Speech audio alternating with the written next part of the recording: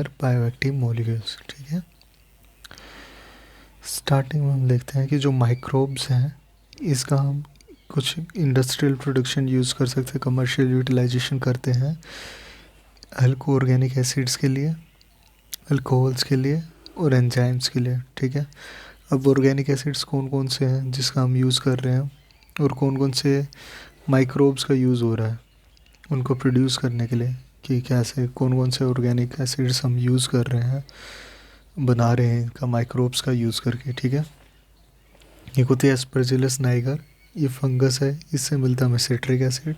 ठीक है, एसिडोबैक्टर एसिटाई है, बैक्टीरियम है, इससे मिलता है हमें एसिटिक एसिड। ठीक है, अब ये जो एसिटाई है ना, इससे हमें मिल रहा है एसिटिक एसिड। थोड़ा थोड़ा आइडिया होने लग जाता है हमें कि कौन सा बैक्टीरियम कौन से के अंदर यूज़ हो रहा है। ठीक है, जैसे क्लोस्ट्रीडियम ब्रूटाइलिकम है, बैक्टीरियम है, ब्यूटारिक एसिड के लिए यूज़ हो रहा है। वैसे लैक्टोबैसिलस है, लैक्टिक एसिड बनाने में यूज़ हो रहा है। ठीक है, देखोगे ब्यूटारिक एसिड, ब्यूटाइलिकम, ठीक है, लैक्टोबैसिलस, लैक्टिक एसिड। ठीक है, थोड़ा थोड़ा आइडिया हो ही जाता है लगभग सबसे, सबसे नहीं थोड़े थोड़ों से तो आइडिया हो ही जाता है कि क्या है, क्या प्रोड्यूस होगा। ठीक है, इससे थोड़ा सा आइडिया मिल जाता है, याद करने में आसानी रहती है इसे।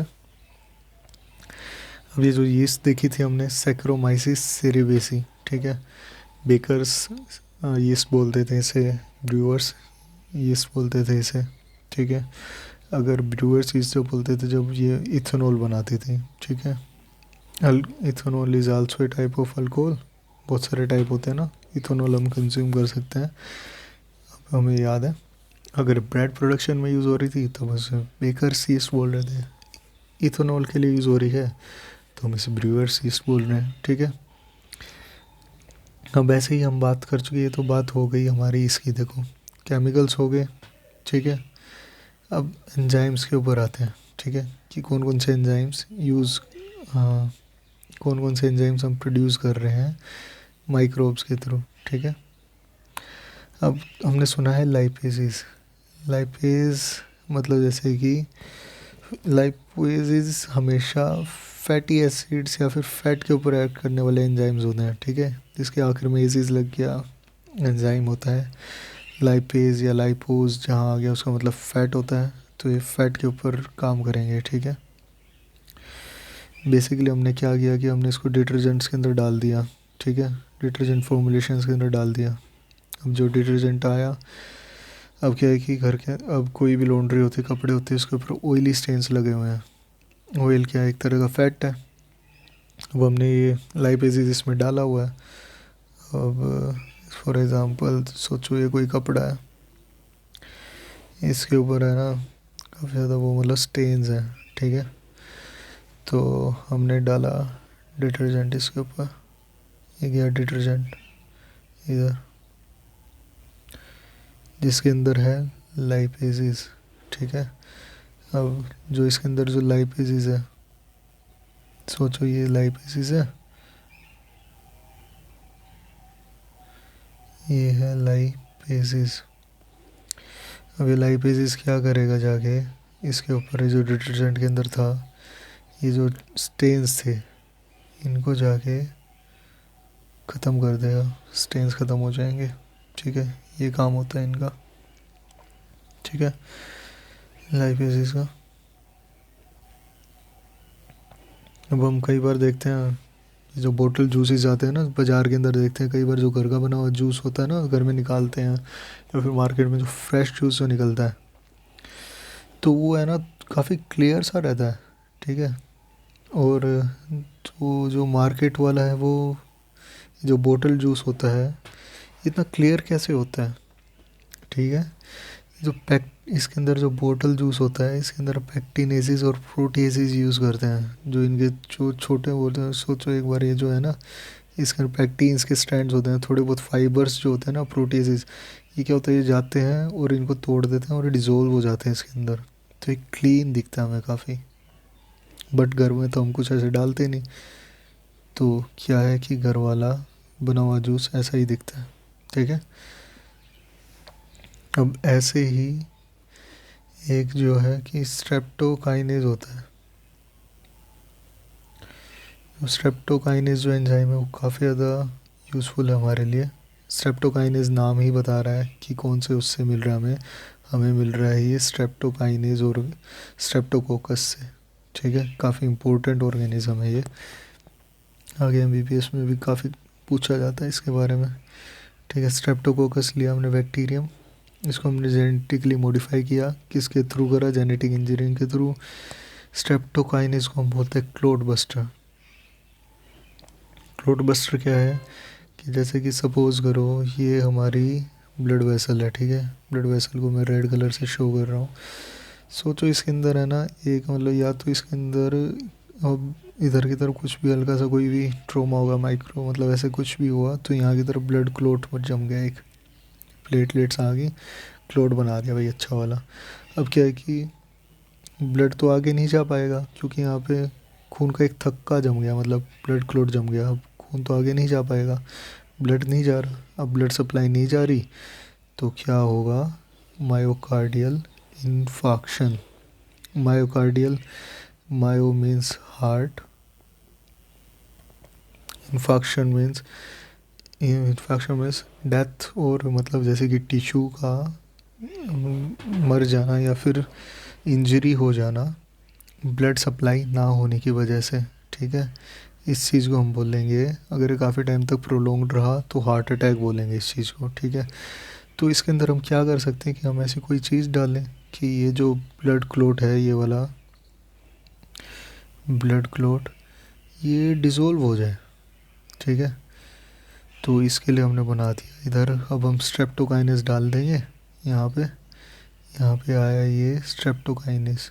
ठीक है, ये आया और ये यहाँ पे क्या करता है कि क्लोट जो है ना ये रिमूव कर देगा। यहाँ पे क्लोट आया और ये रिमूव हो गया यहाँ से क्लोट। अब क्या, ब्लड का फ्लो रिज्यूम हो जाएगा। ठीक है, ब्लड का फ्लो रिज्यूम हो गया, ना तो इन मायोकार्डियल इन्फाक्शन नहीं होगा। ठीक है, ये नहीं होगा तो मायोकार्डियल इन्फाक्शन नहीं होगा तो हार्ट अटैक भी नहीं होगा, पेशेंट हेल्दी रहेगा। ठीक है, अब ऐसे ही एक और है साइक्लोस, एक और। अब जैसे कि अब एंजाइम्स के बारे में बाद में हम एक बायोएक्टिव मॉलिक्यूल्स के बारे में बात कर लेते हैं अब हम। ठीक है, एंजाइम्स हो गए थोड़े बहुत। ठीक है, अब बात कर रहे हैं हम, जैसे कि इसके अंदर लिखा था ना बायोएक्टिव मॉलिक्यूल्स, अब इनकी बातें करते हैं। अब क्या होता है कि अब कोई हम देखते हैं ना कि ऑर्गन ट्रांसप्लांट कर दिया किसी भी पेशेंट के अंदर, किसी और पेशेंट के अंदर, जैसे कि किसी की मदर फादर या फिर कोई भी डिस्टेंट रिलेटिव है, कोई भी डोनर है दूर का, उसका, हाँ, अगर हम उसकी किडनी अगर किसी और पेशेंट में लगाएंगे, किसी और की किडनी किसी और के अंदर लगाएंगे, तो वो तो उसके लिए एक तरह से वो तो उसका बॉडी पार्ट नहीं है, तो खुद की बॉडी तो समझ नहीं पाएगी भाई ये क्या चीज़ डाल दी। तो क्या होता है कि हमारी जो खुद की जो इम्यूनिटी होती है ना बॉडी की, वो समझती है कि कोई बहुत बड़ा बैक्टीरिया, उसे ये नहीं पता कि ये तो किडनी लगा रखी है, और अगर उसके अगेंस्ट वो एक्ट करने लग गई तो वो जो किडनी लगाई है वो ख़त्म हो जाएगी, जो हमने करा था ऐसे। तो हम उस चीज़ को सप्रेस करने के लिए कि भाई हमारी खुद की बॉडी की इम्यूनिटी जो ट्रांसप्लांटेड किडनी है उसके ऊपर अटैक ना करे, इसके लिए हम क्या करते हैं कि जो बॉडी की जो इम्यूनिटी है उसको सप्रेस कर देते हैं इम्यूनो सप्रेसिव एजेंट के थ्रू ऑर्गन ट्रांसप्लांटेड पेशेंट्स के अंदर। ठीक है, ऐसा ही बहुत सारे इम्यूनो सप्रेसिव एजेंट्स होते हैं, उनमें से एक का नाम है साइक्लोस्पोरिन ए, हमें एक फंगस से मिलता है ट्राइकोडर्मा पोलिस्पोरम। ठीक है, और एक ऐसा ही एक और एंजाइम है स्टैटिन्स। ठीक है, स्टैटिन्स क्या है कि ये जो, पहले एक बार देख लेते हैं कौन सी यीस्ट से प्रोड्यूस हो रहे हैं, मोनास्कस परफ्यूरियस। ठीक है, अब क्या होता है कि ये ब्लड कोलेस्ट्रॉल लोअरिंग एजेंट्स हैं। ठीक है, ब्लड कोलेस्ट्रॉल जो होता है ना बॉडी का, अगर बढ़ रहा हो तो ये हमारा स्टैटिन आया और उसको ये डिक्रीज़ कर देगा ब्लड कोलेस्ट्रॉल के लेवल को। इनको कमर्शलाइज कर दिया था, ऐड आती है ना टीवी के अंदर, उसमें ब्लड कोलेस्ट्रॉल लोअरिंग एजेंट्स के नाम से कमर्शलाइज कर रखा है इनको।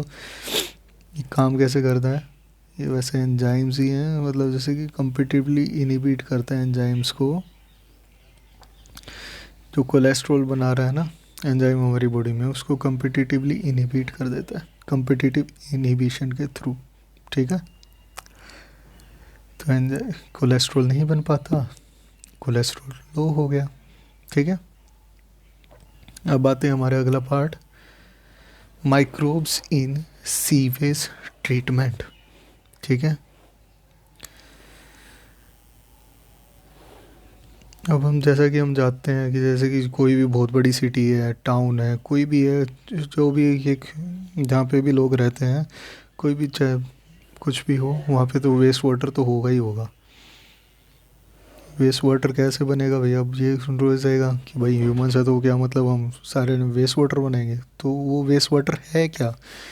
वो ख़राब पानी है क्या? मतलब जैसे कि हम जाते हैं टॉयलेट जाते हैं, फ्लश करते हैं, वो वाटर तो वेस्ट हो गया ना, उस चीज़ को हम बोलते हैं वेस्ट वाटर। जैसे कि बहुत सारी चीज़ें उनमें से पार्ट ले लेते हैं। इसका जो मेजर कंपोनेंट है ना वेस्ट वाटर का, वो है ह्यूमन एक्सक्रीटा। ठीक है, जो म्यूनिसिपल कॉरपोरेशन है, इसका जो वेस्ट वाटर है, अब हम इसको बोल देते हैं सीवेज। ठीक है, अब इसके अंदर क्या होता है कि नेचुरली जैसे कि मतलब हमारे जो साफ़ सफाई जो हो रही होती है, जैसे मतलब किचन का भी जा रहा है इसके अंदर, सारी चीज़ें जो जा रही हैं, वेस्ट जो जा रही हैं, जो नालियों के थ्रू जो जा रहा होता है ना, उसे हम वेस्ट वाटर बोल देते हैं, म्यूनिसिपल वेस्ट वाटर। यही सीवेज का पार्ट है। ठीक है, तुम वॉशरूम जा रहे हो, बाथरूम जा रहे हो, नहा रहे हो, किचन से भी गंदगी निकल रही है, कपड़े धोने से भी गंदगी निकल रही है, सब नालियों के थ्रू जा रहा है। इसको म्यूनिसिपल वेस्ट वाटर बोलते हैं और इसको सीवेज बोलते हैं। ठीक है, इसके अंदर नेचुरली है ना large amounts of organic matter है और माइक्रोब्स हैं। ऑर्गेनिक मैटर मतलब जैसे कि किचन वेस्ट हो गया, ह्यूमन एक्सक्रीटा हो गया।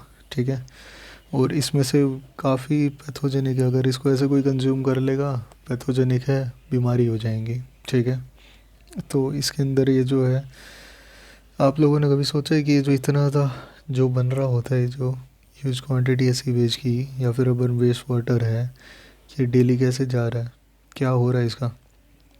अब ये जो वेस्ट वाटर है, जैसे कि अब नदी बह रही है, स्ट्रीम्स के अंदर हम अगर ये डाल देंगे वेस्ट वाटर ऐसे गया, तो ये तो पैथोजेनिक तो है ही, यहाँ पे तो ये बीमारियाँ कर देगा अगर इसके अंदर डाल देंगे तो इसीलिए है ना, हम इसको डिस्पोज करने से पहले क्या है कि यहाँ पे सीवेज ट्रीटमेंट प्लांट्स में सीवेज को ट्रीट करते हैं ताकि लेस पोल्यूटिंग हो। ठीक है, यहाँ पे एक सीवेज ट्रीटमेंट प्लांट में हमने ट्रीट कर दिया, फिर थोड़ा बहुत एक कम, पूरा तो नहीं बट थोड़ा बहुत कम पोल्यूटिंग हो जाता है आगे जाने के लिए। ठीक है, अब ये जो ट्रीटमेंट जो कर रहे हैं सीवेज ट्रीटमेंट प्लांट्स में, हम यहाँ पे इसके अंदर होता कैसे है, मतलब इस सीवेज के अंदर देखो, हम दो तरह के माइक्रोब्स पढ़ चुके हैं ना, एक तो होता है हेट्रोट्रोफिक, एक होता है ऑटोट्रोफिक। ऑटोट्रोफिक मतलब जो सेल्फ, जो सनलाइट के ऊपर डिपेंडेंट होते हैं अपनी न्यूट्रिशन के लिए। ट्रोफ का मतलब न्यूट्रिशन होता है। ठीक है, अब जो हेट्रोट्रोफिक है, ये खुद के ऊपर डिपेंड नहीं है, अदर्स के ऊपर डिपेंड करते हैं, दूसरों के ऊपर। तो ये ऐसे बैक्टीरिया हैं, यीस्ट, मोल्ड और बैक्टीरिया हैं हेट्रोट्रोफ्स, जो कार्बन को फूड पार्टिकल की तरह यूज़ करते हैं, अपना ऑर्गेनिक मैटर के ऊपर डिपेंड करते हैं अपने न्यूट्रिशन के लिए। प्लस पॉइंट ये है कि हमें अलग से नहीं डालना पड़ता, ये नेचुरली प्रेजेंट है हमारे सीवेज के अंदर। ठीक है, अब ये जो है ना सीवेज ट्रीटमेंट प्लांट का हम कैसे करते हैं, दो तरह की, दो फेज़ में कैरी आउट कर रहे हैं, या फिर दो स्टेज बोल लो। ठीक है, एक होता है प्राइमरी, प्राइमरी का मतलब ही पहला होता है। ठीक है, सेकेंडरी का मतलब दूसरा होता है। ठीक है, प्राइमरी ट्रीटमेंट मतलब जो पहला जो ट्रीटमेंट होता है, उसमें क्या रहता है कि जैसे कि हमारा ये क्या नाम है कि उधर हमने सीवेज आ गया, हमारा म्यूनिसिपल वाटर का आ गया। ठीक है, इसके अंदर काफ़ी मतलब जैसे कि बड़े पार्टिकल्स भी होंगे, ज़्यादा बड़ी मतलब जैसे कि ऑर्गेनिक डेब्रिस भी होगा मतलब, और छोटे भी होंगे पार्टिकल्स।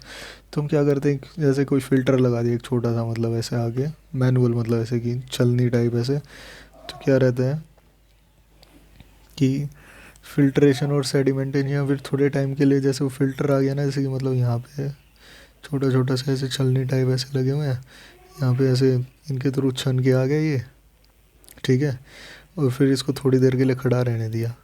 या तो खड़ा रहने दो इस पानी को, तो क्या होता है कि जो हैवी वेट वाले वो नीचे नीचे बह जाएंगे, नीचे बैठ जाएगा जो होगा। और या फिर इनको ऐसे किसी छलनी के थ्रू भेज दो। तो ये तो हो गया कि इसके अंदर क्या रहेगा कि जो फ्लोटिंग जो डेब्रिज होता है ना, ये जो उड़ जो तैरता रहता है, जो कूड़ा रहता है, वो यूजली निकल जाता है इसके थ्रू। सिक्वेंशियल फिल्ट्रेशन होती है, मतलब बहुत बार होती है, एक बार दो बार सीक्वेंस सा बन जाता है, फिल्ट्रेशन के थ्रू कर दिया। तो जो फ्लोटिंग डेब्रिस होता है, जो पानी के ऊपर जो कूड़ा है, वो तो फ्लोटिंग सिक्वेंशियल फिल्ट्रेशन के थ्रू निकल जाएगा। ठीक है। जो जो छोटे छोटे कंकड़ हैं, मिट्टी वगैरह हैं, उनको थोड़ी देर ऐसे खड़ा रहने देंगे ना पानी को थोड़े टाइम के लिए, तो जो कूड़ा करकट होगा वो ग्रेविटी के थ्रू बैठ जाएगा नीचे, यहाँ पे सेटल डाउन हो जाएगा थोड़े टाइम बाद।